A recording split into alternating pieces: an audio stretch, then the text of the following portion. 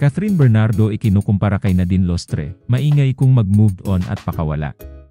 Hindi napigilan ng maraming mga netizens ipagkumpara ang dalawang mga kapamilya actress na dumaan sa paghihiwalay na sina Nadine Lustre at Catherine Bernardo. Ayon sa ilang mga netizens, kakaiba umano kung mag-move on itong si Catherine Bernardo dahil nagiging maingay ito at pakawala. Hindi rin naman umano maitatanggi ang malaking pagbabago sa fashion at mga kilos ni Catherine Bernardo matapos nitong kumpirmahin ang hiwalayan nila ni Daniel Padilla. Marami ang nagulat sa pagpapaseksi ngayon ni Catherine Bernardo dahil hindi naman ganito ang pananamit niya noon.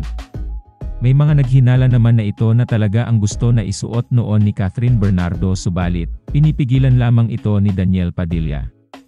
Kaya naman sa paghihiwalay ng dalawa, wala na umanong makakapagpigil sa kanyang pananamit at sa kung ano ang kanyang gustong ipakita sa publiko.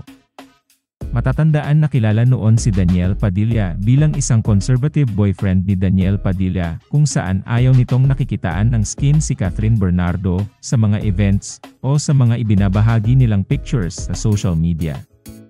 Sa kabilang banda, hindi naman maiiwasan na may mga hindi natuwa sa ginagawa ngayon ni Catherine Bernardo, kaya naman kinukumpara siya ngayon kay Nadine Lustre.